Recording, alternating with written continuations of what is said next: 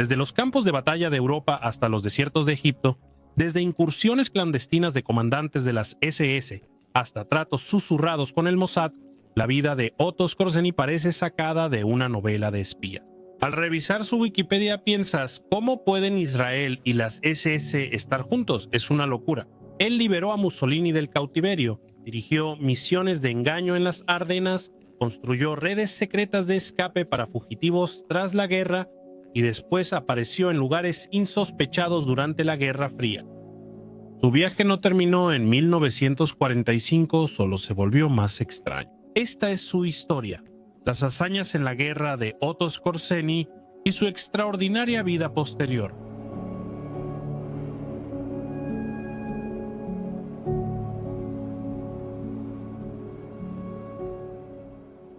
Otto Skorzeny, un nombre que más tarde se haría muy conocido en la historia militar, llegó al mundo el 12 de junio de 1908 en Viena. En ese entonces, Viena era el centro cultural y político de Austria y capital del Imperio Austrohúngaro, un reino multiétnico que abarcaba gran parte de Europa central y sudoriental.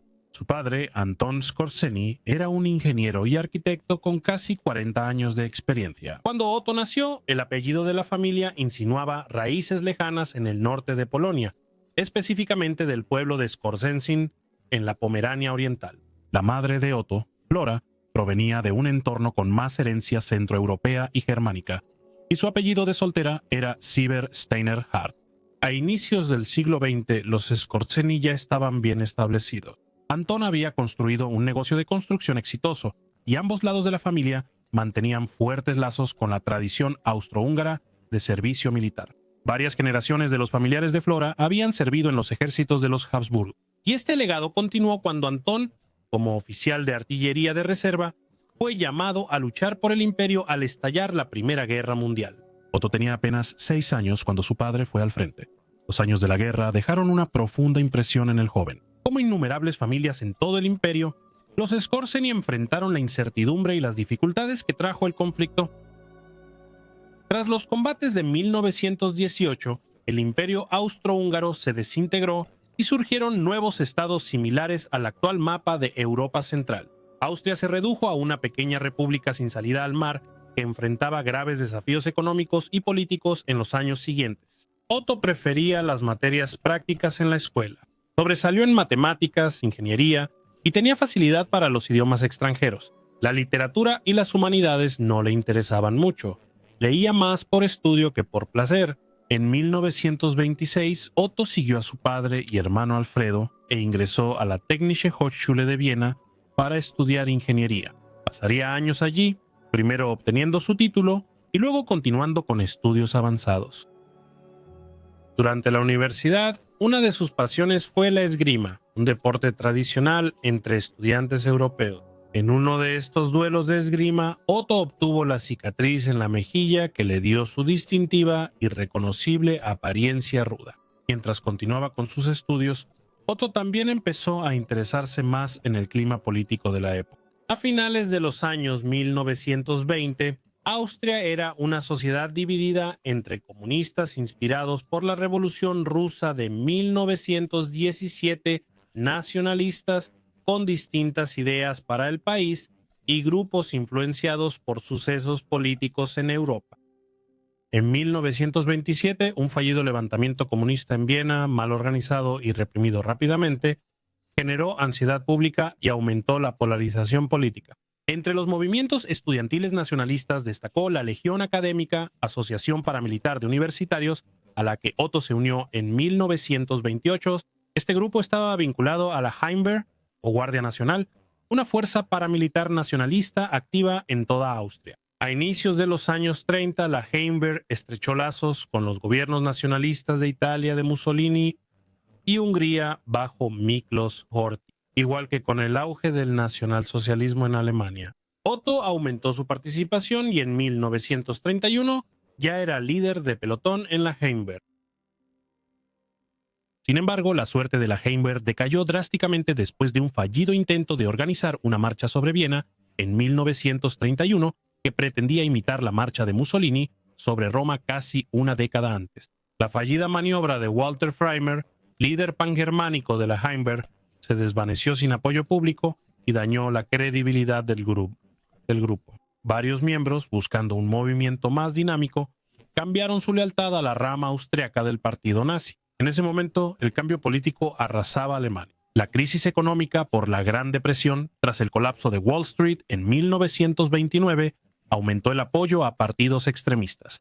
Los nacionalsocialistas, antes marginales, ganaron influencia rápidamente, y Hitler fue nombrado canciller de Alemania en 1933. De regreso en Austria, Otto completó su tesis titulada El cálculo y la construcción de un motor diésel y se involucró más activamente con los nazis austriacos. Se unió al partido el 1 de mayo de 1932, inspirado después de escuchar un discurso de Joseph Goebbels durante una visita a Viena. Pero el ambiente político en Austria cambió rápido. Menos de 3 meses después, el canciller Engelbert Dollfuss prohibió el partido nazi en Austria, promoviendo una nueva ideología estatal llamada Frente Patriótico, una forma de nacionalismo austriaco que rechazaba cualquier unión política con Alemania. En los siguientes 2 años, los nazis austriacos iniciaron una campaña para desafiar al gobierno, usando frecuentemente Baviera como base al otro lado de la frontera. En los años siguientes, el gobierno del Frente Patriótico contuvo la primera ola de intentos de unir Austria con Alemania bajo el nazismo. Sin embargo, esto solo fue una pausa temporal en una lucha política mayor. Con el partido nazi prohibido en Austria, el país entró en un periodo de incertidumbre política. Y en este entorno, Otto Skorzeny comenzó a abrirse camino en la vida civil después de terminar sus estudios. Su primer empleo fue en un taller mecánico, pero pronto obtuvo un mejor puesto en Meilinger Gerüstbau, una empresa de construcción y andamios de Viena. Su vínculo con la empresa era tanto personal como profesional. Desde 1930, él mantenía una relación con la hija del dueño de la empresa, Margareta Schreiber. Se casaron en verano de 1934 y Skorzeny empezó a trabajar directamente para su suegro. Durante los siguientes años, su posición en la empresa creció y adquirió una participación en el negocio. Sin embargo, el matrimonio no duró. En 1937, tras 7 años juntos, Otto se divorció de Margarita y poco después se casó con Emmy Linhardt. Fue con Emmy con quien tendría su única hija, una niña llamada Waltraud, nacida en 1940. Para cuando contrajo su segundo matrimonio, la situación política de Austria había cambiado drásticamente.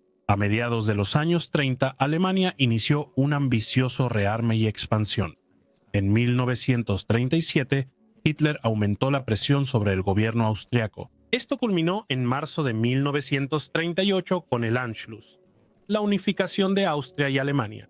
Las fuerzas alemanas cruzaron la frontera y Austria fue absorbida por el Reich sin resistencia.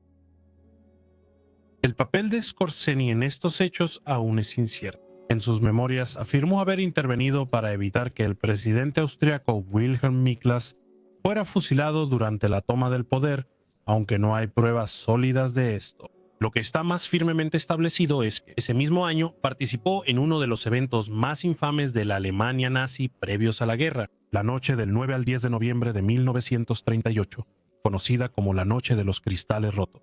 En Alemania y Austria, hogares, negocios y templos judíos fueron atacados. En Viena, Skorzeny, ya miembro de las SS, al parecer participó en ataques a al menos 2 sinagogas. A finales de 1938, la confianza de la Alemania nazi en el escenario mundial estaba creciendo rápidamente. El régimen ya había desafiado el Tratado de Versalles con un gran rearme y ahora redibujaba abiertamente el mapa de Europa Central. Después de la anexión de Austria vino la absorción de los Sudetes de Checoslovaquia en octubre de 1938. En cuestión de meses, el resto de Checoslovaquia fue ocupado, y en marzo de 1939 la ciudad portuaria de Memel, en la actual Lituania, fue tomada. El ritmo de estas expansiones territoriales alarmó a Gran Bretaña y Francia, que comenzaron preparativos urgentes ante la posibilidad de una guerra mayor. Las tensiones alcanzaron un punto crítico por Polonia, ya que el gobierno de Hitler hacía demandas territoriales más audaces. Cuando Alemania invadió Polonia el 1 de septiembre de 1939, tras simular un incidente fronterizo, Gran Bretaña y Francia le declararon la guerra. 2 días después, Europa estaba una vez más en guerra y la Segunda Guerra Mundial había comenzado. Con el inicio de las hostilidades, Skorzeny dejó su carrera civil y se ofreció como voluntario al servicio militar. A pesar de su afiliación al partido y a las SS, en esta etapa no tenía experiencia real de combate. Físicamente era impresionante, medía 1,93 m y era atlético por años de practicar deportes. Para las autoridades de Viena, su edad de 31 años lo excluía de la primera ola de reclutas. Luego intentó unirse a la Luftwaffe, la fuerza aérea alemana comandada por Hermann Göring, pero su estatura resultó ser una desventaja. Los aviones de combate no podían acomodar a alguien de su tamaño. En su lugar fue asignado a un depósito de comunicaciones militares en Viena, un puesto administrativo que encontró aburrido y frustrante. Durante los primeros meses de la guerra, hasta principios de 1940, aquí fue donde Skorzeny permaneció, lejos del frente, donde los acontecimientos comenzaban a acelerarse. Para la primavera de 1940 surgió una oportunidad para Otto Skorzeny de dejar el trabajo de oficina que no le gustaba y asumir un papel militar activo. Ya siendo miembro de las SS, se enteró de que la Waffen-SS, la rama armada y orientada al combate de la organización, se estaba expandiendo rápidamente y buscaba nuevos oficiales. Con su formación en ingeniería e interés en la mecánica, Skorzeny creía que podía ser de un valor especial, especialmente porque esta fuerza empezaba a usar unidades blindadas como tanques y formaciones mecanizadas. Solicitó ingresar y fue aceptado, comenzando su entrenamiento formal con las Waffen-SS en la primavera de 1940. Su ingreso al servicio activo coincidió con un periodo crucial en la guerra, después de la rápida conquista de Polonia en septiembre de 1939. Los meses de invierno pasaron con relativamente pocos combates en el oeste, un periodo que se conoció como la Guerra Falsa. Esta calma se rompió en abril de 1940 cuando Alemania atacó a la neutral Dinamarca y Noruega, asegurando a ambos países con una rapidez sorprendente.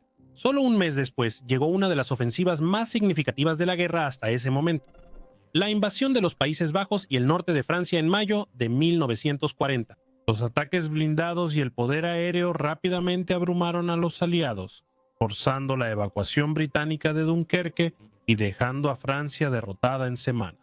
En junio, París estaba ocupada por Alemania y Gran Bretaña sola en Europa occidental. Los meses siguientes trajeron el Blitz, bombardeo aéreo sobre Gran Bretaña y un bloqueo naval para presionar a Churchill a negociar. En vez de enfocarse solo en Gran Bretaña, Hitler cambió su estrategia. En 1941, la atención se centró en la Unión Soviética, abriendo un frente mayor y más brutal. Sin embargo, antes de que comenzara esa campaña, el liderazgo alemán se movió para asegurar su flanco sur. En abril de 1941, fuerzas alemanas invadieron Yugoslavia y Grecia para estabilizar los Balcanes antes de su ofensiva al este. Skorzeny participó en estas operaciones, aunque su papel fue limitado, centrado en suministro y apoyo. Hubo enfrentamientos breves con las fuerzas serbias, pero nada comparado con el combate a gran escala que les esperaba. Durante este periodo, mientras viajaba y esperaba un nuevo despliegue, Skorzeny estaba leyendo los 7 pilares de la sabiduría de Thomas Edward Lawrence. Esto era inusual para él. No era conocido por leer mucho, pero las hazañas de Lawrence de Arabia durante la Primera Guerra Mundial parecían resonar con su creciente sentido de ambición militar. En poco tiempo se encontraría en roles de mando que exigían una iniciativa y adaptabilidad similares. Para el verano de 1941, Alemania lanzó la Operación Barbarroja, la invasión terrestre más grande de la historia registrada. Alrededor de 3 millones de tropas del eje cruzaron hacia la Unión Soviética, avanzando por 3 frentes principales hacia Leningrado en el norte, Moscú en el centro y Kiev en el sur. Skorzeny servía con la segunda división Panzer SS del Reich en el avance central hacia Moscú. Las primeras etapas de la ofensiva trajeron avances rápidos. El Ejército Rojo, sorprendido y aún recuperándose de purgas internas, sufrió grandes pérdidas de personal y equipo. A fines de septiembre de 1941, las fuerzas alemanas estaban cerca de la capital soviética. La unidad de Skorzeny, integrada en las formaciones motorizadas de la división, fue asignada como avanzada para la captura prevista de la ciudad. Sus órdenes eran asegurar edificios estratégicos como la Lubyanka, estructura del siglo XIX convertida por el gobierno soviético en sede de inteligencia. Esos planes para Moscú nunca se concretaron. A finales de 1941, el avance alemán se detuvo en las afueras de la ciudad al acercarse el invierno. Las temperaturas bajo cero, la escasez de suministros y los feroces contraataques soviéticos obligaron poco a poco a la Wehrmacht a retirarse. Durante las últimas fases de la batalla, Skorzeny fue herido por metralla en la parte trasera de la cabeza. Aunque la herida no fue mortal, fue lo suficientemente grave como para que lo evacuaran del frente. Después del tratamiento inicial, lo enviaron a Berlín para recuperarse. Fue durante este periodo de convalecencia que se presentó una oportunidad inesperada. Dentro del alto mando alemán, se estaban llevando a cabo discusiones sobre la formación de una fuerza de operaciones especiales de élite, una unidad tipo comando dedicada y capaz de ejecutar misiones no convencionales en lo profundo de las líneas enemigas. Los británicos demostraron la eficacia de estas fuerzas en 1940 y 1941 con incursiones contra posiciones alemanas e italianas en Europa ocupada, Noruega y el norte de África. Estas operaciones, a menudo de pequeña escala pero de gran impacto, demostraron que ataques dirigidos por operativos altamente entrenados podían lograr resultados que los ejércitos convencionales podrían tener dificultades para alcanzar. Alemania probó formaciones parecidas al inicio de la guerra. La más notable fue el Regimiento Brandeburgo, una unidad del ejército especializada en reconocimiento, sabotaje e infiltración. A inicios de 1942 se planearon crear una nueva unidad de las SS para realizar esas misiones bajo control directo de las Waffen-SS. Esta formación fue llamada Sonderlehrgang Oranienburg, un curso especial de entrenamiento con unos 300 hombres de las Waffen-SS. El proyecto fue supervisado por Hans Juttner, un alto funcionario de las SS con grandes habilidades administrativas, pero sin experiencia militar en el frente. Juttner, al notar esta falta, buscó a un oficial que entendiera las operaciones militares y tuviera iniciativa para crear una unidad desde cero. Las recomendaciones lo llevaron pronto a Otto Skorzeny, aún recuperándose en Berlín. Skorzeny ya había mostrado interés en crear un destacamento de operaciones especiales y era considerado un candidato con el conocimiento, la capacidad organizativa y la determinación para lograrlo. En la primavera de 1942, Skorzeny fue nombrado comandante de la nueva unidad de operaciones especiales. El resto de ese año se dedicó a conformar la fuerza, seleccionar a los hombres adecuados, supervisar su entrenamiento y perfeccionar sus habilidades para misiones que requerirían adaptabilidad, sigilo y precisión. El programa de entrenamiento incluía manejo avanzado de armas, demoliciones, navegación, habilidades de supervivencia y tácticas para operar en territorio enemigo.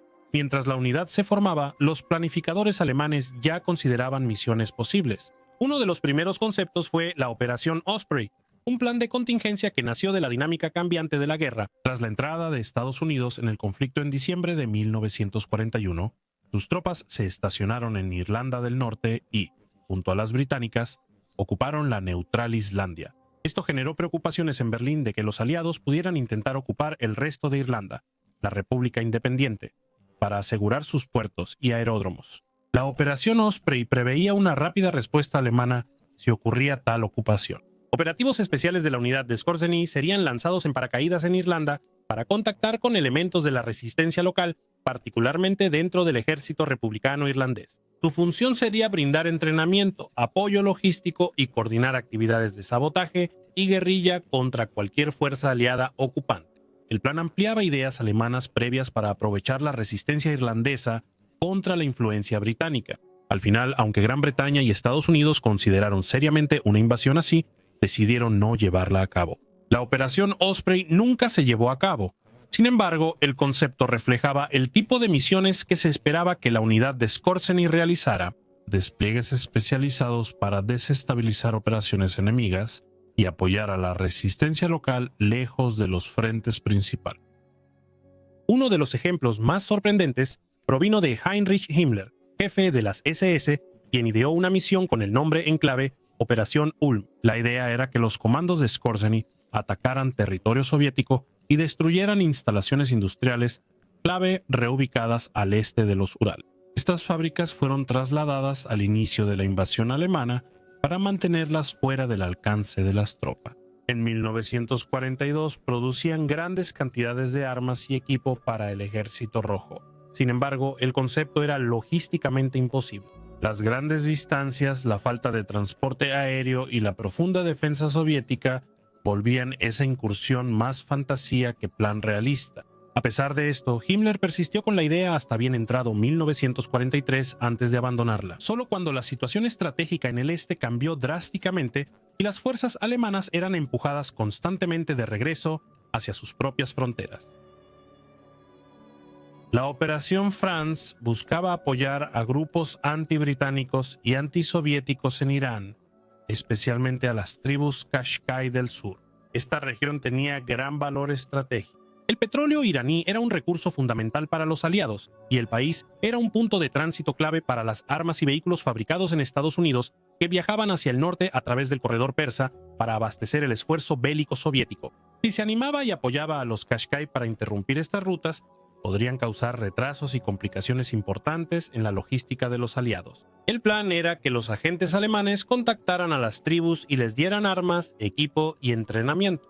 La misión pronto enfrentó problemas. Solo una unidad de comando logró llegar a Irán, y gran parte de su equipo ni siquiera salió de Europa. Se extravió en una pista en Crimea antes de salir. La Operación Francia no logró nada importante, pero brindó experiencia útil sobre los retos logísticos de estas misiones, lecciones aplicadas en operaciones más exitosas después en la guerra. Fue en 1943 cuando se puso en marcha la misión que consolidaría la reputación de Skorzeny. La situación estratégica para Alemania había empeorado drásticamente. Esa primavera, en el norte de África, la posición del eje colapsó por completo. Las fuerzas alemanas e italianas restantes se rindieron en Túnez, poniendo fin a la campaña y dando a los aliados el control del sur del Mediterráneo. Esto les permitió abrir un nuevo frente en Europa, comenzando con la invasión de Sicilia en julio de 1943. Los combates duraron solo un mes. Los aliados tomaron la isla y pasaron al continente italiano a inicios de septiembre. Las derrotas sacudieron al liderazgo italiano y el 25 de julio de 1943, incluso antes de la invasión al continente, se produjo un golpe político en Roma. Benito Mussolini, el líder fascista de Italia durante mucho tiempo, fue depuesto por miembros de su propio gobierno y puesto bajo arresto por órdenes del rey Víctor Manuel III. En semanas posteriores, el nuevo gobierno italiano buscó cómo salir de la guerra. A inicios de septiembre negociaron y firmaron un armisticio con los aliados, cambiando de bando y sumiendo a Italia en caos político y militar. A fines del verano de 1943, Hitler enfrentaba una situación que empeoraba en Italia. La caída de Sicilia, el desembarco aliado y la destitución de Mussolini dejaban expuesto el camino hacia Austria y el sur de Alemania. Para frenar el avance aliado hacia Europa Central, ordenó que miles de tropas alemanas entraran al norte de Italia y controlaran ciudades y defensas clave. Sin embargo, el control militar por sí solo no era suficiente. Por razones políticas, Berlín quería mantener al menos la apariencia de legitimidad para su ocupación del norte y centro de Italia. La solución fue restablecer a Mussolini como jefe de un nuevo régimen, uno que operaría bajo la supervisión alemana. El reto era que Mussolini ahora era un prisionero mantenido en estricto aislamiento por sus antiguos aliados. Se necesitaba un rescate audaz y Hitler eligió a Otto Skorzeny por hacerlo. Desde su arresto el 25 de julio, Mussolini había sido trasladado entre varios lugares seguros en el centro de Italia, mientras sus captores intentaban mantenerlo oculto de la inteligencia alemana. Finalmente decidieron un sitio remoto y fácil de defender, el Hotel Campo Imperatore, ubicado en lo alto de una meseta aislada en la cadena montañosa Gran Sasso de los Apeninos. A más de 2.000 metros de altura, el hotel solo era accesible por teleférico. Se eligió la ubicación porque era casi imposible acercarse sin ser detectado. A principios del otoño de 1943, Skorzeny comenzó a formular su plan. Pasaron semanas reuniendo información, evaluando el terreno y considerando enfoques. Tuvo extensas discusiones con Hermann Göring y Heinrich Himmler, quienes deseaban asociarse con cualquier posible éxito de la misión. La operación estaba programada para el 12 de septiembre, para cuando el avance alemán desde el norte ya había retomado Roma y desmantelado lo que quedaba de la administración italiana. Se había cambiado de bando a los aliados, Con el Gran Sasso ahora relativamente cerca de las líneas alemanas, la incursión podía lanzarse directamente desde la capital. Poco después del mediodía del 12 de septiembre, Skorzeny y su fuerza seleccionada partieron de Roma en una formación de aviones de reconocimiento Henschel H-126 cada uno, remolcando un planeador de asalto Deutsche Forschungsanstalt für Segelflug 230, el Deutsche Forschungsanstalt für Segelflug 230 era una nave compacta pero de alas anchas, capaz de transportar a un equipo de asalto de 9 hombres junto con su equipo. El plan incluía 10 planeadores y unos 90 hombres integrados por paracaidistas de la Luftwaffe Fallschirmjäger y tropas SS de Skorzeny. El vuelo sobre los escarpados Apeninos tomó poco más de una hora. A las 14:00 los planeadores bajaron en picada sobre la meseta de pasto cerca del hotel. Un planeador se estrelló y causó heridas a varios hombres, pero los demás aterrizaron bien. Unos 85 operativos avanzaron al hotel, mientras otro grupo de paracaidistas aterrizaba en el valle. Su objetivo era capturar la estación inferior del teleférico, el único enlace directo entre el hotel y la región circundante, y cortar las líneas telefónicas para evitar que se propagara cualquier alarma. Este movimiento selló a la guarnición en la cima, aislándola de comunicación o refuerzos externos. A pesar del aislamiento, los defensores dentro del Hotel Campo Imperatore, alrededor de 200 carabinieri, todavía tenían una ventaja numérica significativa sobre la fuerza de Skorzeny, superándolos en número por más de 2-1. El reto era controlar el hotel rápido y sin causar un tiroteo mortal que pusiera en riesgo a Mussolini. El asalto al Hotel Campo Imperatore terminó casi antes de que comenzara. Cuando Skorzeny entró con paso firme por la entrada con sus hombres detrás, los carabinieri italianos dentro se vieron sorprendidos, sin saber cuán grande era realmente la fuerza atacante. La llegada repentina de tropas alemanas armadas en la meseta, transportadas por planeadores en un aterrizaje audaz, ya había sacudido su determinación. A la confusión se sumaba la presencia del general Fernando Soletti, un oficial italiano y veterano de las campañas en África que había acompañado a Skorzeny en la misión. Soletti usó su autoridad y relación con los carabinieri para convencerlos de deponer las armas, destacando que resistir era inútil y que solo cooperando se garantizaba la seguridad de Mussolini. Solo 10 minutos tras el aterrizaje, cerca de las 14:15, Skorzeny se adelantó para saludar al hombre que gobernó Italia. Mussolini, luciendo más viejo y frágil que en la propaganda de años atrás, aún se irguió y sonrió levemente cuando Skorzeny entró. Para el oficial alemán fue un momento que definiría su carrera. Con un derramamiento de sangre mínimo, había rescatado a uno de los líderes más famosos de Europa del cautiverio en la cima de una montaña aislada. Sabía lo importante que era esto, militar y propagandísticamente, pero la operación seguía. Para Berlín, no era suficiente que Mussolini fuera liberado. El rescate tenía que ser visto. Oficiales de propaganda estaban presentes y sus órdenes eran claras. Fotografías y grabaciones de video debían documentar el evento desde todos los ángulos. Se dedicó tiempo a organizar escenas fuera del hotel. Skorzeny de pie junto a Mussolini, hombres armados colocados al fondo y el dramático paisaje montañoso enmarcando el momento. La demora era arriesgada, ya que mientras más tiempo permanecieran en la meseta, mayor era la posibilidad de un reconocimiento aliado o de un contraataque.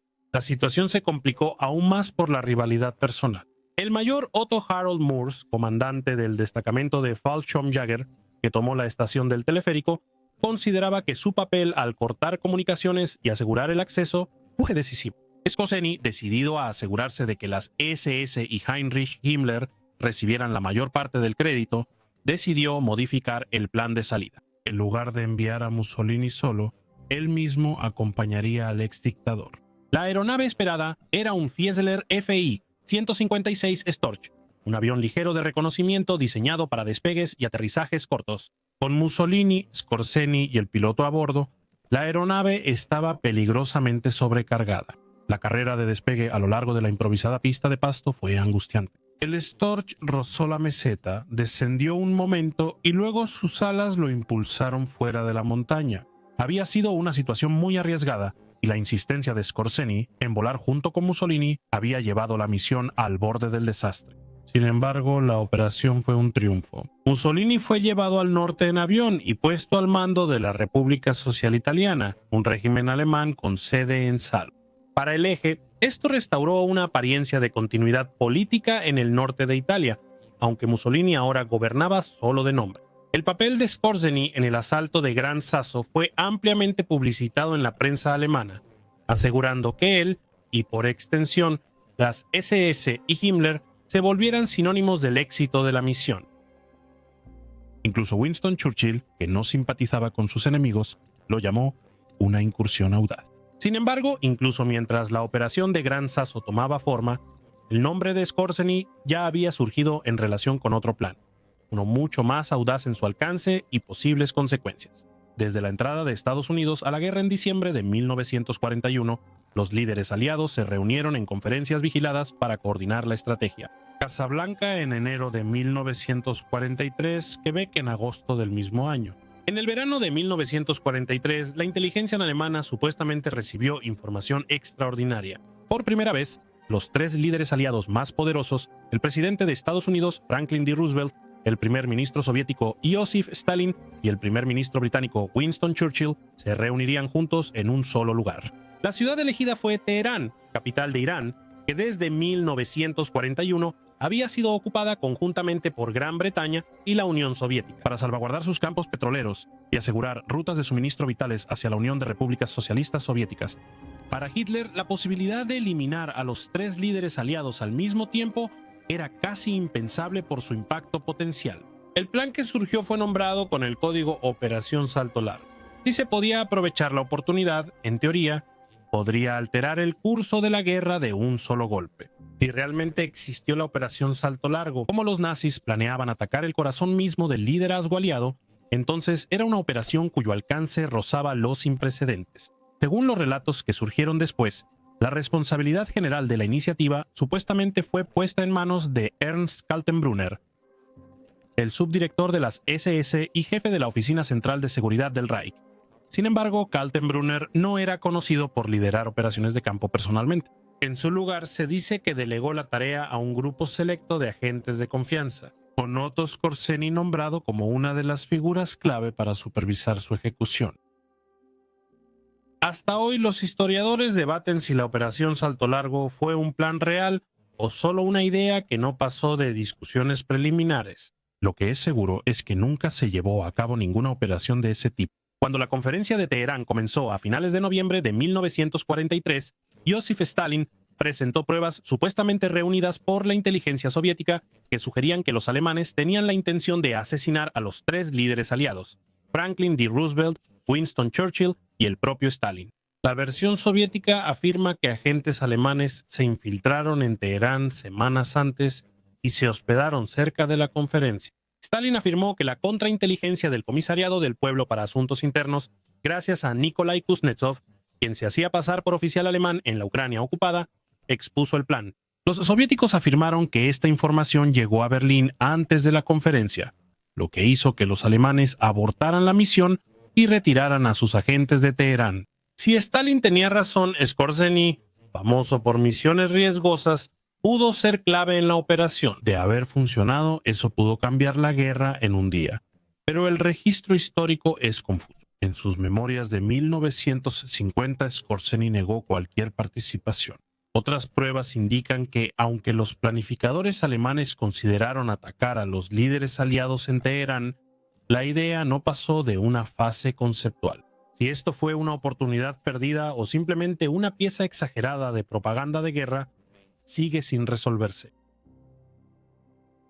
Incluso mientras la controversia sobre la Operación Salto Largo persistiría durante décadas, la atención de Skorzeny ya se estaba desplazando a otra misión, una que recibiría el nombre en clave de Operación Rosselsprung, o Movimiento del Caballero. Esta nueva misión no estaba dirigida a los jefes de Estado enemigos, sino al comandante partisano más exitoso de la Europa ocupada, Josip Broz Tito. En 1943, las fuerzas de Tito ya eran una gran amenaza en los Balcanes. Aprovechando la invasión aliada de Italia y la caída inicial del régimen de Mussolini, el líder partisano yugoslavo amplió su influencia y consolidó el control en vastas zonas rurales. Sus combatientes expertos en guerrillas interrumpían constantemente suministros, comunicaciones y movimientos alemanes. Para Berlín, la solución era descabezar el mando partisano, capturando al propio Tito.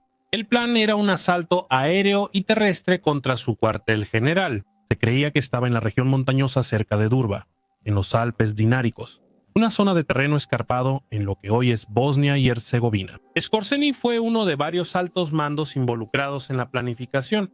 La operación Movimiento del Caballero pronto enfrentó la misma rivalidad entre servicios que solía afectar a las operaciones especiales alemanas. Las SS, el Sicherheitsdienst, la Luftwaffe y el ejército regular, Todos intentaron influir en el plan y al final adjudicarse el mérito de su éxito. Durante estas luchas políticas, Skorzeny supuestamente obtuvo información clave al interrogar a un partisano capturado. Información que señalaba directamente que el cuartel general de Tito se encontraba en un complejo de cuevas a las afueras de Dorva. Por razones que siguen sin estar claras, Skorzeny no compartió esta información con el resto de la estructura de mando. En ese tiempo se alejó totalmente de la operación, evitando cualquier participación directa.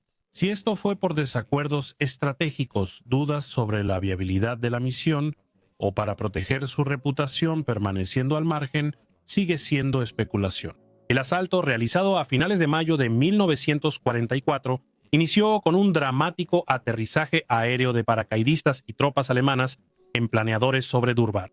Feroces combates estallaron en la ciudad y colinas cercanas, pero Tito, advertido por el alboroto y ayudado por el terreno montañoso, logró escapar con su personal más cercano. Los partisanos se dispersaron de nuevo en la naturaleza, y aunque la operación causó bajas, su objetivo principal, capturar a Tito, fue un fracaso. Para Skorzeny, la operación Salto del Caballo mostró lo fácil que la audacia puede convertirse en exceso de confianza y cómo las rivalidades personales pueden frenar hasta los planes más ambiciosos. Para 1944, el mapa político de Europa Central y Oriental comenzaba a fracturarse bajo la presión del avance de los aliados. En el sur, las potencias occidentales ya habían abierto otro frente en Italia.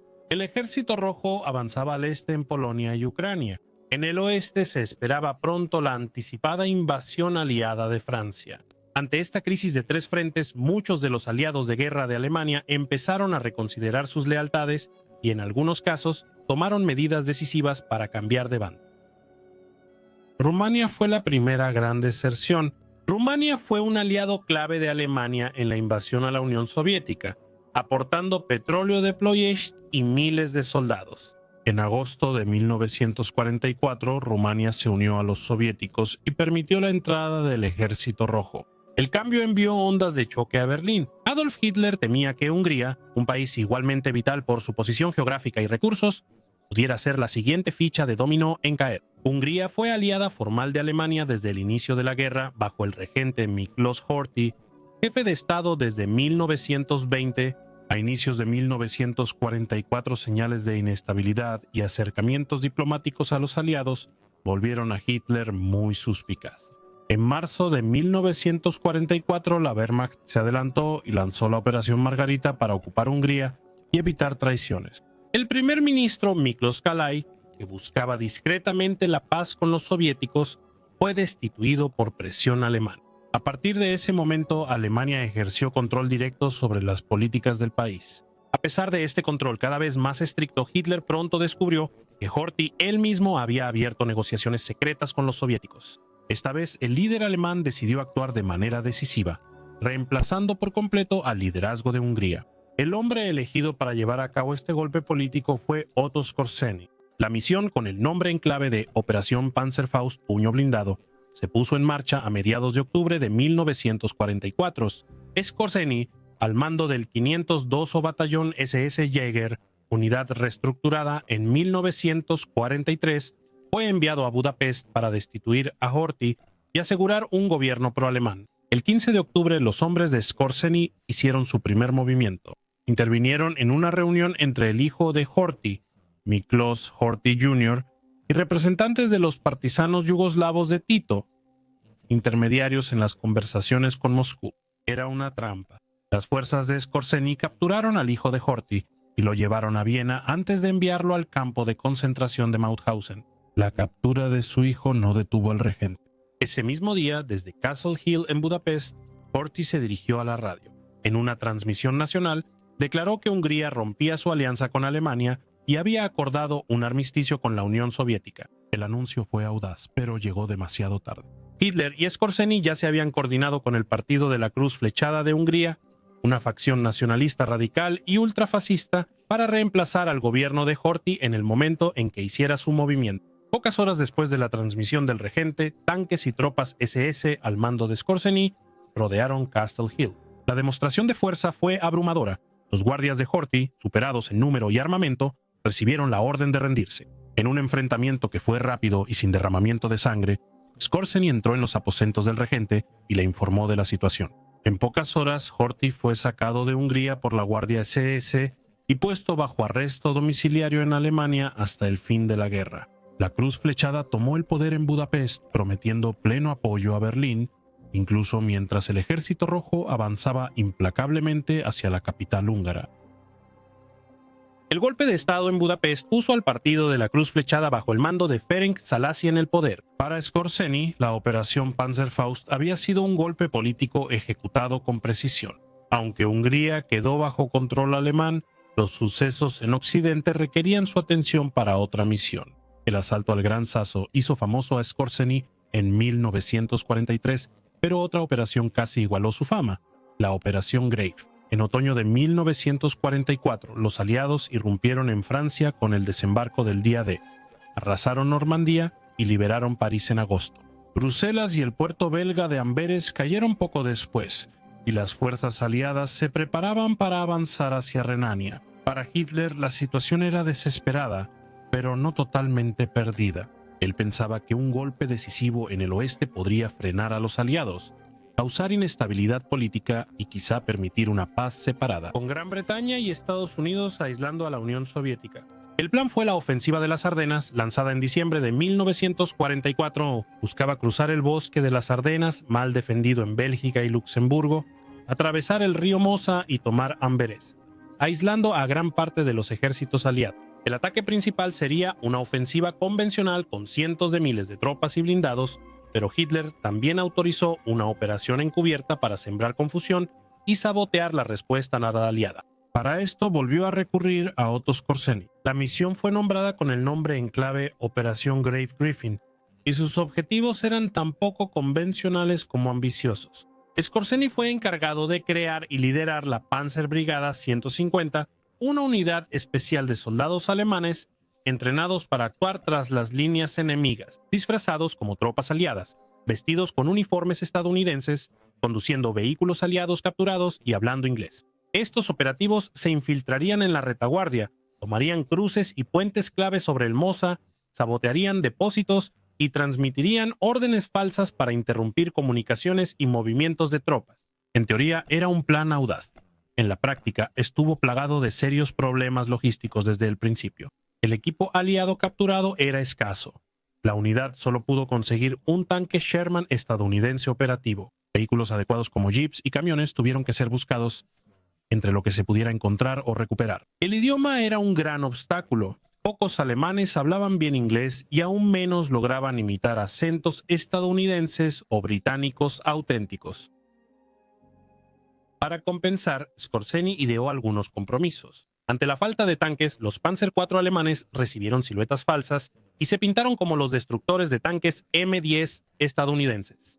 Cada grupo de infiltración incluiría al menos a un hombre que pudiera conversar en inglés lo suficientemente bien como para engañar en encuentros al borde del camino, mientras que los demás permanecerían en silencio o hablarían solo brevemente para evitar revelar su origen. Los riesgos eran altos. Cualquier alemán capturado con uniforme aliado podía ser ejecutado como espía según las leyes de la guerra. La Operación Grave inició el 16 de diciembre de 1944, primer día de la Batalla de las Ardenas. Decenas de hombres de Skorzeny se infiltraron en equipos pequeños y se dispersaron en varias direcciones. Las instrucciones eran claras: destruir depósitos y almacenes de municiones, cortar comunicaciones, tirar señales de tráfico para confundir a las tropas y difundir órdenes falsas para causar confusión. Los resultados, aunque no alcanzaron la gran ambición de capturar los puentes sobre el Mosa, fueron sin embargo significativos. Las unidades aliadas reportaron retrasos inesperados, errores de navegación y órdenes misteriosas que los desviaron de sus posiciones previstas. Se cortaron las líneas telefónicas, se interrumpieron las señales de radio y se desviaron entregas de combustible. El impacto psicológico en los aliados fue mayor al reducido tamaño de la fuerza de Skorzeny. La sospecha se extendió rápido entre las filas, provocando controles de seguridad más estrictos y la detención temporal de altos oficiales aliados hasta confirmar su identidad. Desde la retaguardia, Skorzeny coordinaba los informes y movimientos lo mejor posible, pero pronto quedó claro que el objetivo principal de tomar los cruces del Mosa estaba fuera de alcance. El avance alemán se desaceleraba por la fuerte resistencia aliada. aliada y la oportunidad de una penetración profunda se cerraba. Aún así, la Operación Grave había logrado cierto éxito, no mediante victorias dramáticas en el campo de batalla, sino al obligar a los aliados a mirar constantemente por encima del hombro y a cuestionar cada orden, señal de tránsito y puesto de control en sus zonas traseras. Durante los primeros días de la Operación Grave, el engaño fue más exitoso de lo que Skorzeny esperaba. Sus equipos disfrazados recorrían las Ardenas no solo cambiando señales, sino también dando órdenes falsas a formaciones aliadas desprevenidas. En varios casos, brigadas enteras fueron desviadas por caminos equivocados, retrasando los refuerzos y alterando planes operativos cuidadosamente elaborados. Un equipo incluso logró convencer a un destacamento aliado de abandonar una aldea que ya había asegurado, simplemente haciéndose pasar por oficiales de mayor rango y entregando órdenes falsas de retirada. La confusión obligó a los comandantes aliados a desviar recursos para recuperar posiciones que creían seguras. Sin embargo, un engaño tan elaborado solo podía durar cierto tiempo. En pocos días, los aliados se dieron cuenta de que comandos alemanes, vestidos con uniformes estadounidenses, operaban detrás de sus líneas. Se implementaron nuevas medidas de seguridad, incluyendo más puntos de control donde todos los soldados eran interrogados sin importar su rango. Pero en la paranoia que siguió, la cura resultó ser tan disruptiva como la enfermedad. Un incidente famoso involucró al general Omar Bradley, detenido en un punto de control. A Bradley le preguntaron la capital de Illinois por un soldado alerta, aunque demasiado confiado. El centinela Bradley respondió Springfield. El soldado creía que la capital era Chicago y ordenó detener a un alto oficial estadounidense por sospechar que era uno de los hombres de Skorzeny. Y el mariscal Bernardo Montgomery se salvó del caos. Conducía su jeep cuando tropas aliadas nerviosas, temiendo que Monty fuera un impostor alemán, atacaron su vehículo. Dispararon y destruyeron las llantas de su jeep antes de notar el error. Estos incidentes mostraron cuánta confusión causó la pequeña fuerza de Skorzeny en poco tiempo. Las tropas aliadas de repente sospechaban de cualquiera, incluso de sus propios líderes. Sin embargo, la marea estratégica no cambiaba solo con engaños. A fines de diciembre de 1944, la ofensiva alemana en las Ardenas flaqueaba.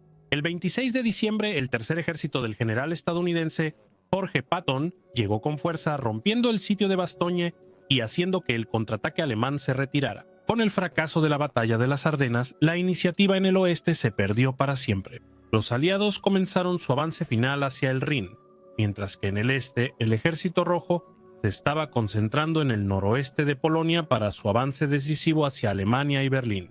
El final había comenzado. Dentro del liderazgo nazi, algunos ya estaban pensando más allá del inevitable colapso militar. Heinrich Himmler, superior de Skorzeny en las SS, buscó posibles contactos de paz con los aliados occidentales, aunque las posibilidades de acuerdos aceptables eran escasas. Al mismo tiempo, Himmler continuó con un plan de contingencia más oscuro que desarrollaba desde otoño de 1944, la Operación Werwolf. El objetivo era entrenar pequeños grupos de SS y miembros nazis, fanáticamente leales, para que tras la ocupación de Alemania continuaran luchando mediante sabotaje, asesinatos e intimidación contra los aliados. Esta guerra de guerrillas buscaba mantener viva la causa nazi, aun sin un Estado. Skorzeny participó en la planificación. A inicios de 1945, supervisó el entrenamiento de cientos de operativos seleccionados. El plan de estudios era estricto e intenso. Francotiradores de largo alcance, técnicas de demolición, sabotaje de transporte y comunicaciones, fabricación de explosivos improvisados y métodos para operar en pequeñas células clandestinas sin ser detectado. La idea era formar una red de combatientes encubiertos, capaces de operar en la Alemania ocupada durante meses o años tras el fin oficial de la guerra.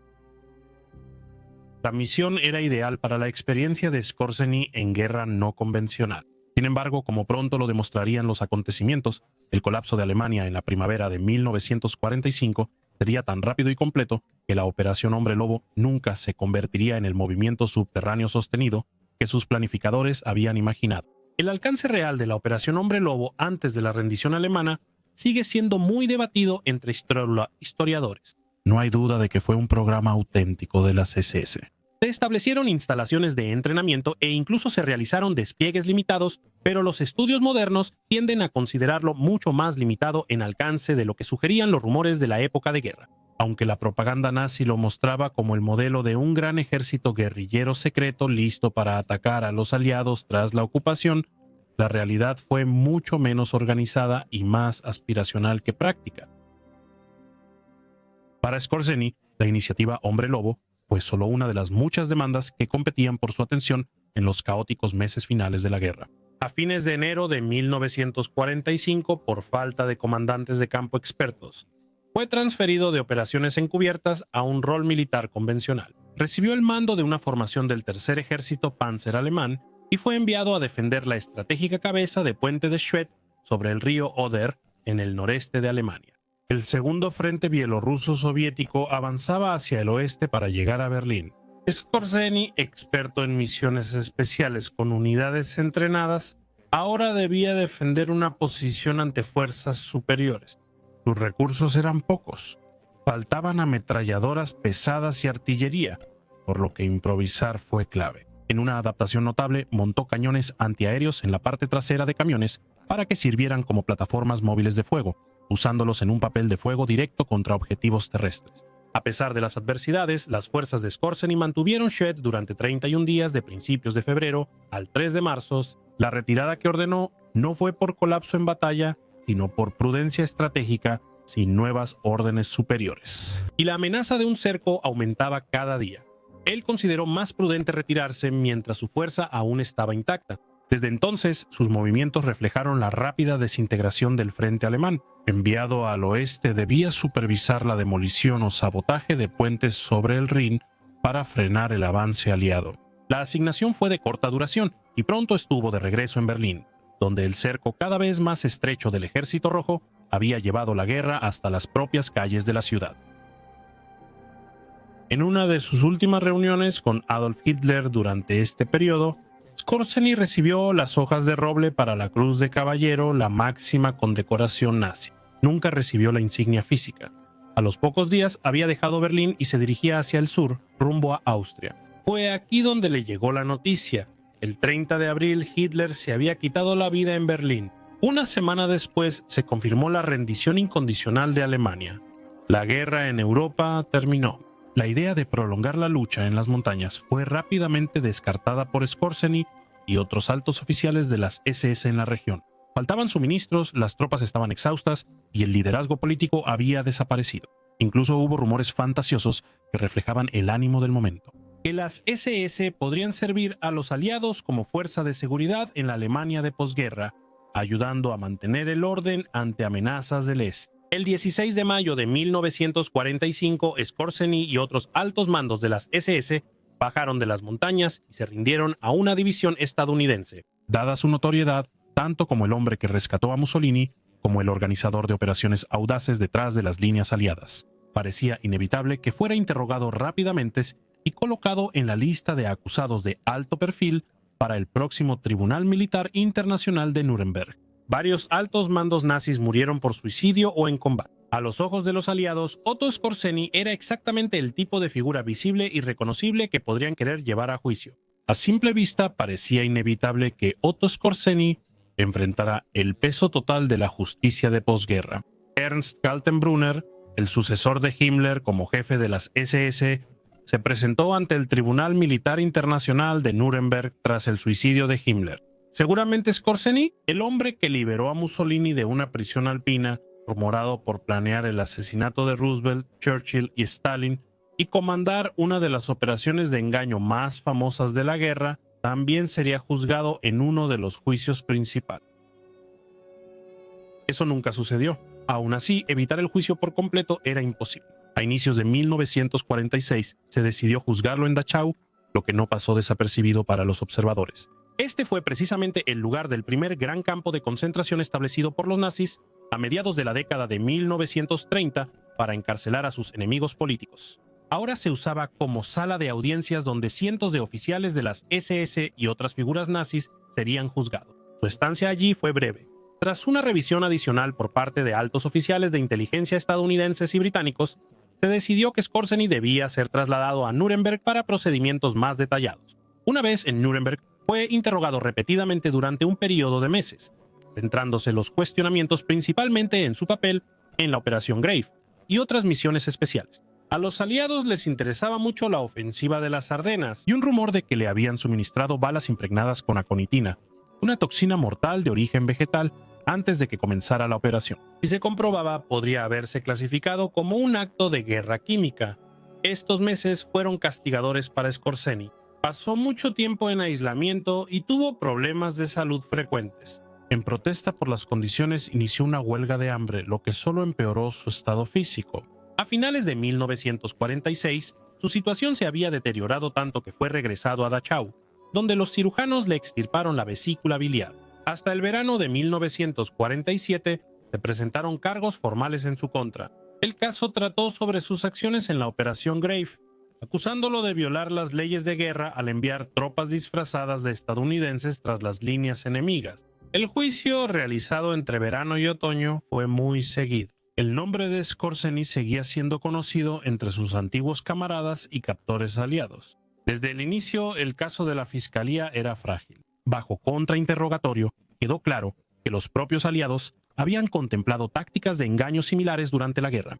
Cuando los oficiales aliados testificaron que habían hecho planes comparables a los ejecutados por Skorzeny en las Ardenas, la base legal de los cargos prácticamente se desmoronó.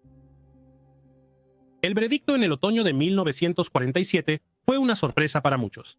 Otto Skorzeny fue absuelto. El tribunal, que esperaba condenar a uno de los líderes de comando más conocidos del Reich, lo vio salir libre. En teoría, pero en realidad no había libertad tras el banquillo. Con el cambio de 1947 a 1948, Skorzeny siguió bajo custodia, ahora enfrentando la desnazificación. No se trataba de acciones individuales en batalla, sino de definir su papel en el sistema nazi y decidir si podía ser liberado con seguridad en la sociedad alemana de posguerra.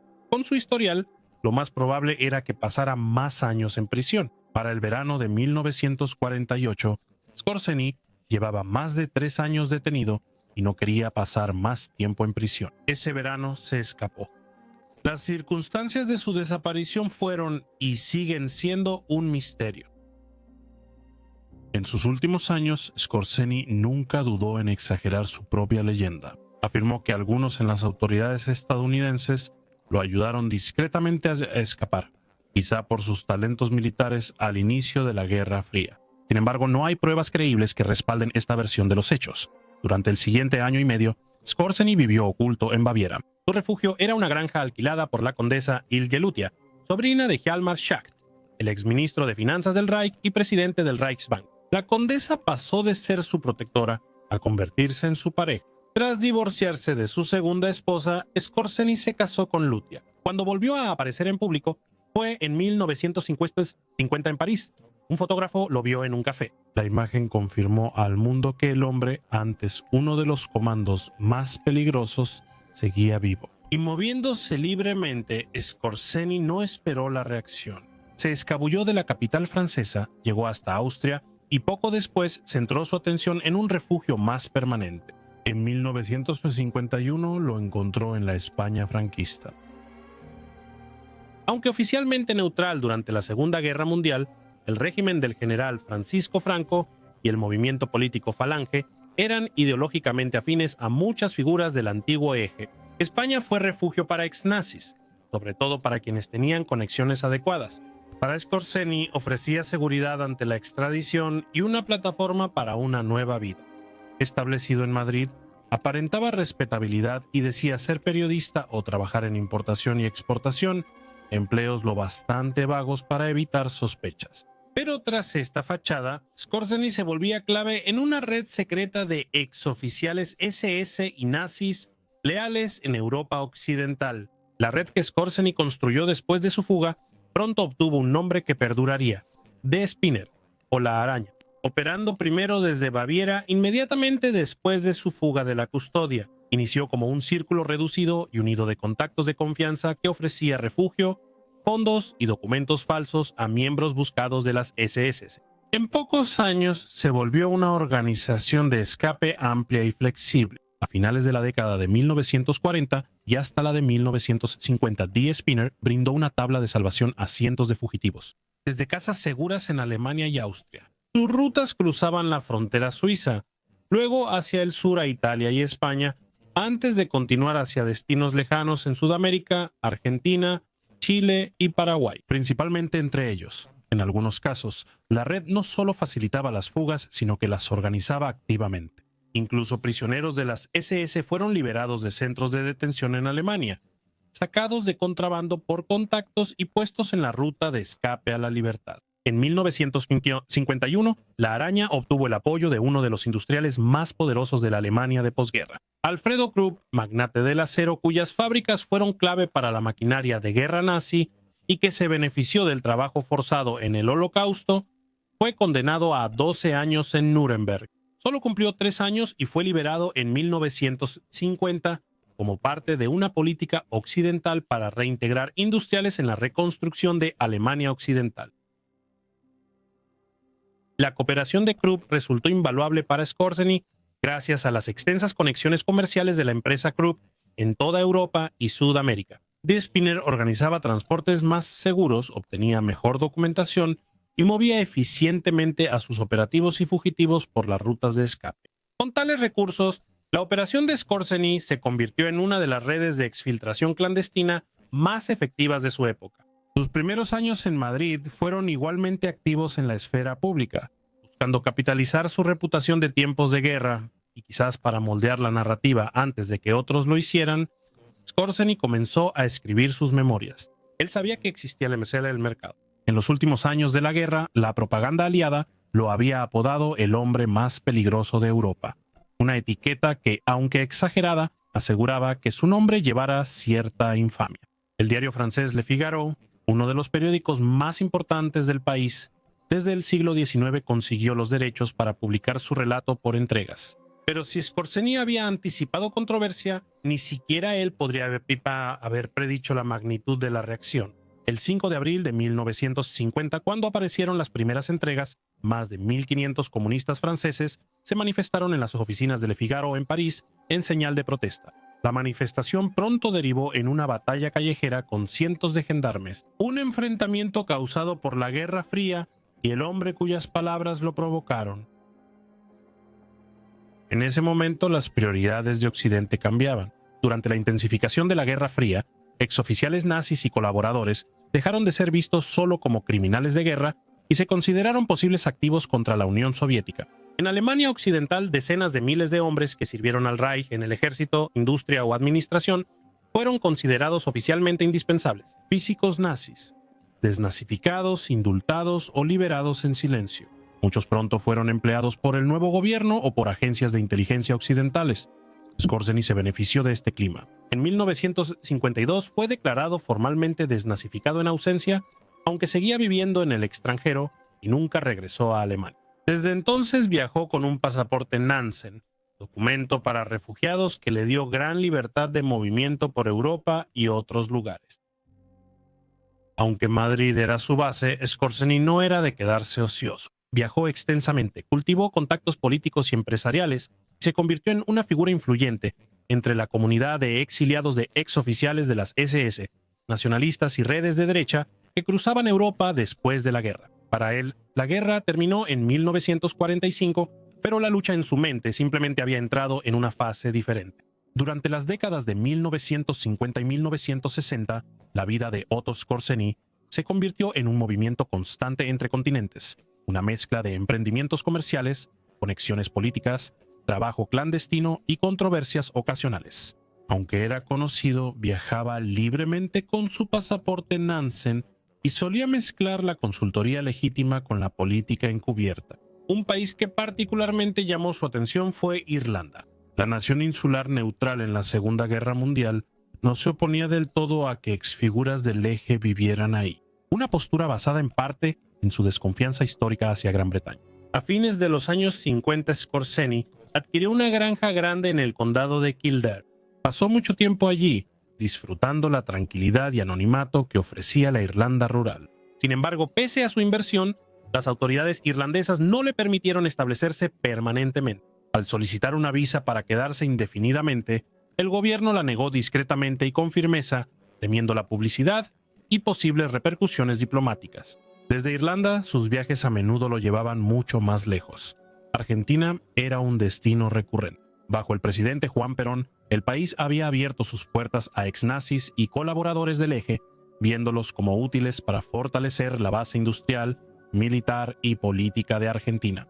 Skorzeny no solo fue bien recibido, sino que incluso fue agasajado abiertamente por el propio Perón, un testimonio de la red de conexiones que aún disfrutaba entre líderes simpatizantes de su pasado. A mediados de los años 50, Skorzeny trabajó en Egipto. Tras el golpe de Estado de 1952 de Mohamed Naguib y Gamal Abdel Nasser, Egipto buscó modernizar su ejército y reducir la influencia británica. Skorzeny fue contratado para entrenar a las fuerzas militares egipcias, aplicando su experiencia bélica en un nuevo contexto. Aunque se debate su papel exacto, es posible que algunas tropas que entrenó luego participaran en la toma del Canal de Suez, lo que provocó la crisis de Suez de 1956 y cambió la geopolítica de Medio Oriente. Aunque asesoraba a gobiernos extranjeros, Skorzeny conservó fuertes vínculos con redes de extrema derecha en Europa. En España, el régimen de Francisco Franco toleraba y a veces apoyaba, discretamente, a los revivalistas fascistas. Fue uno de los miembros fundadores de CEDADE, el Círculo Español de Amigos de Europa. Fundado en 1966, CEDADE buscaba mantener viva la ideología fascista. En una etapa en que España se abría con cautela al liberalismo occidental, Skorzeny era más que una figura decorativa. Era asesor principal en su liderazgo, aportando habilidades organizativas y conexiones internacionales al movimiento. Quizás su empresa más ambiciosa después de la guerra llegó en 1970 con la creación del Grupo Paladín. Paladín, organización paramilitar neofascista en España, brindaba seguridad, consultoría y servicios cuasi mercenarios a gobiernos y regímenes de derecha. Su objetivo era frenar el crecimiento de insurgencias de izquierda, guerrillas comunistas y grupos militantes urbanos que se expandieron por Europa Occidental a fines de los 60 y principios de los 70. Las actividades del Grupo Paladín siguen envueltas en misterio. Lo que se sabe es que operaban firmemente del lado anticomunista de la división de la Guerra Fría. Se considera que Paladín colaboró con el gobierno derechista de António de Oliveira Salazar en Portugal y con conservadores en Italia durante los años de plomo. También hay evidencia que sugiere que el grupo proporcionó entrenamiento a facciones militantes árabes en Egipto para operaciones contra Israel. Afirmaciones sensacionalistas como que Paladín entrenó a fuerzas especiales estadounidenses en Indochina carecen de evidencia y suelen ser descartadas por historiadores. Para este momento, Skorzeny se había transformado en algo más que el célebre comando de 1943. Se volvió intermediario de conocimientos militares, organizador ideológico y facilitador en la sombra en la red de extrema derecha de la posguerra. Un hombre cuya fama de guerra aún le abría puertas en lugares insospechados. Los últimos años de Otto Skorzeny dieron el giro más inesperado en su carrera, llena de hechos improbables. En 1989, mucho después de su muerte, comenzaron a circular informes dentro de los círculos de inteligencia israelíes de que a mediados de la década de 1960, el ex comando de las SS había sido reclutado por nada menos que el Mossad, la Agencia Nacional de Inteligencia de Israel. A primera vista, la afirmación parecía demasiado descabellada para ser creíble, un titular diseñado para sorprender más que para informar. No obstante, un ex alto funcionario del Mossad confirmó la historia públicamente y, con el tiempo, investigaciones de periodistas e historiadores reforzaron esa posibilidad. Los detalles siguen siendo confusos y la verdad aún se debate. Algunos relatos sugieren que agentes del Mossad se presentaron en la casa de Skorzeny en España y, bajo amenaza de asesinato, lo obligaron a trabajar para ellos. El objetivo, según esta versión, era ayudar a Israel a frenar la transferencia de tecnología y conocimientos militares alemanes a Egipto, en una época en que ambas naciones estaban en conflicto. Otra teoría sostiene que el trabajo de Skorzeny para el Mossad se realizó a través de intermediarios y que puede que él nunca se haya dado cuenta de quién dirigía finalmente sus misiones. Una tercera posibilidad, quizá la más intrigante, sugiere que tras la captura y ejecución de Adolf Eichmann en los años 60, Skorzeny hizo un acuerdo privado con agentes israelíes. Él los ayudaría a socavar el fortalecimiento militar de Egipto a cambio de inmunidad ante cualquier persecución. Sea cual sea la realidad, este extraño episodio se mantiene como uno de los capítulos más curiosos de su carrera. un excomando nazi celebrado por sus compañeros por misiones como la incursión en Gran Sasso, supuestamente ayudando al servicio de inteligencia del Estado judío.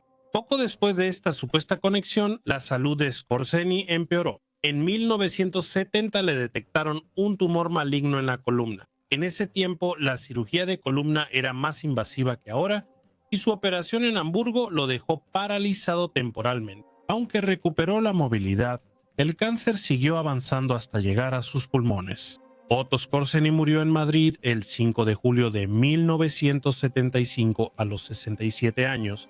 Su funeral, al igual que su vida, estuvo envuelto en controversia. Celebrada como ceremonia católica romana en la capital española, reunió a una multitud de dolientes, incluidos muchos exmiembros de las SS y nacionalsocialistas. Algunos realizaron el saludo hitleriano en la ceremonia. Tras el servicio, su cuerpo fue incinerado y las cenizas enterradas en la parcela familiar de Skorzeny en Viena. Una segunda ceremonia en Austria reflejó la primera, atrayendo a otra reunión de exmiembros de las SS y neonazis, todos bajo la atenta mirada de la policía austriaca de civil. Incluso en la muerte, Skorzeny seguía siendo una figura polarizadora, admirado por algunos por su audacia militar y condenado por otros por la causa que había servido.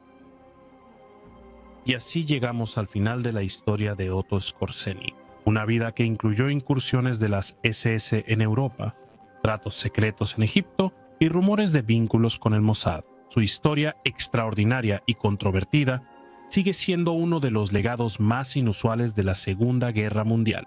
Para más historias de soldados, batallas y capítulos ocultos de la historia, suscríbete y acompáñanos en el próximo documental.